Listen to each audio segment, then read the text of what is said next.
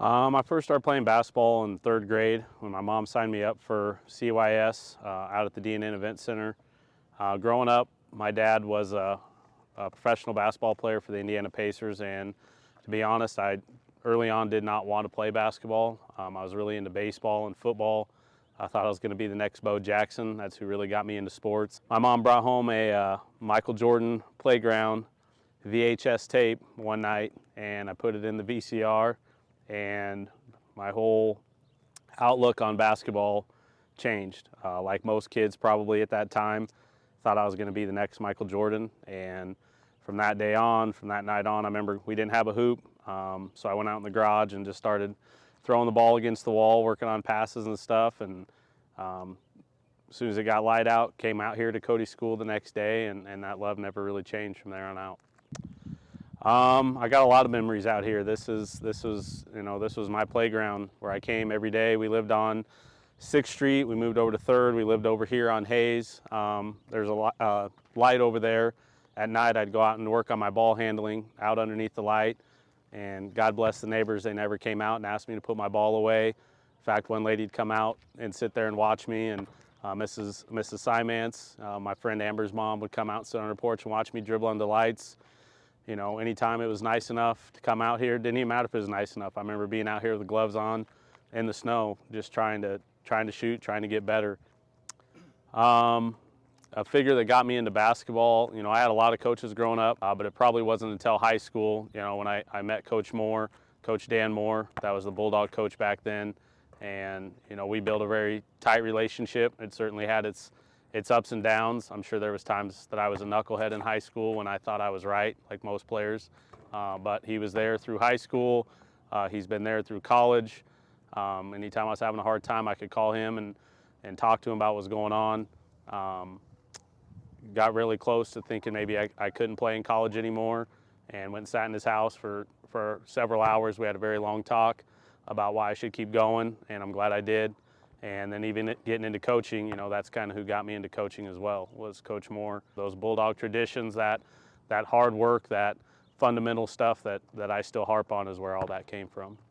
I switched into coaching, you know, when I was done playing in college, you know, I kind of swore that was kind of it for the basketball journey. I'd done it long enough. When I moved back to North Platte in 2007, kind of the same thing. I was just talking with Coach Moore one afternoon, him and his wife Kim, another coach in the area, a local high school, either Maxwell or Brady or somebody like that, actually had asked me if I'd consider kind of helping them out in the off season. I was mentioning it to Coach, and he said, well, why would you help out somebody else? Why don't you come help us out? That's kind of where it took off from.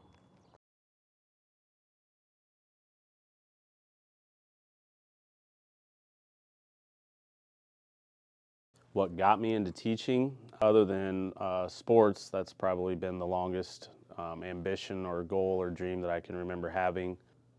I guess what inspired me to be a teacher to start with was I had a lot of teachers when I was younger that I felt I didn't really make my educational experience the best. And I remember sitting there thinking that I didn't want students to be in a classroom and feel the same way I did. In 4th grade, we had to write a paper about what we wanted to do when we grew up, and I wrote a paper about wanting to be a professional football player, baseball player, and basketball player, because I didn't understand at that age that all those things happen at the same time. And in the off season, I wrote down in my time away from sports, I wanted to be a teacher. And along the way, I had some really amazing ones that also encouraged me to go into education, like Mrs. Carlson in high school. I had a really great history teacher named Nick Myers in my freshman year. Some great ones along the way that I'm sure I'm forgetting about, and then also some amazing college professors. So I even remember Miss Thalkin in a camp, Coach Thalkin at the college at a camp one summer. I was working with kids, and she came up to me and said, "You really need to go into education," and that was probably one of the biggest things, because somebody like that telling me that made me realize that, you know, this was something that I was capable of doing. I think the most important part about being a teacher is building relationships and positive relationships, because relationships can be positive and negative, and you're never going to have 100% uniformity. My first job in teaching was at North Platte High. I was hired by our current superintendent, Dr. Rhodes. He was our high school principal then.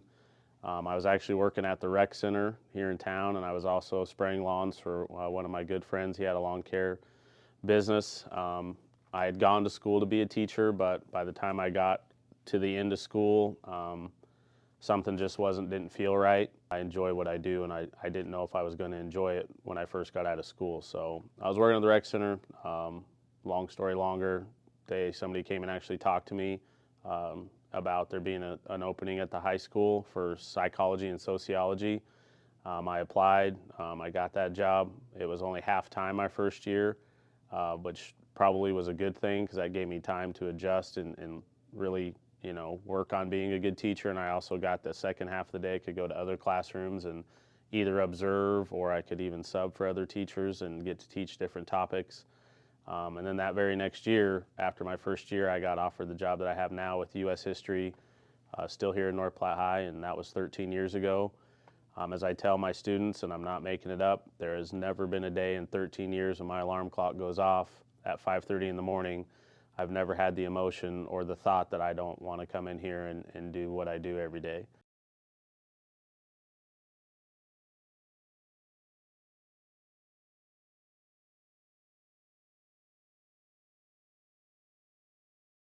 It means a lot. Like I said, becoming the head coach of North Platte High Bulldog basketball is a journey that started, 16 years ago when I first started coaching.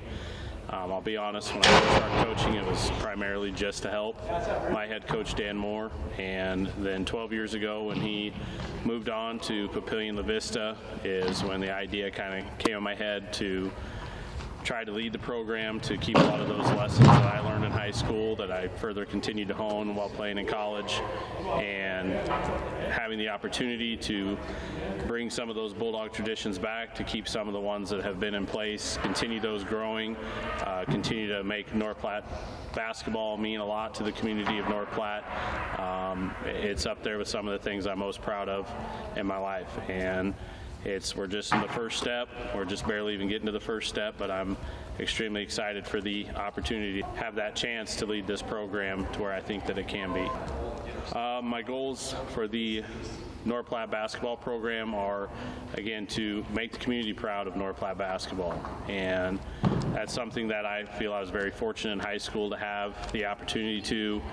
I remember leaving for district games and having a parade of cars behind us as we went to the interstate, having a police escort, cars waiting for us when we got back off the interstate. And obviously that success brings a lot of that support out, but I just want the people of North Platte to have a basketball program that they can be proud of, that they're proud to have their sons be part of, that they're proud to come out and watch, proud to have across their chest when they go out in the community.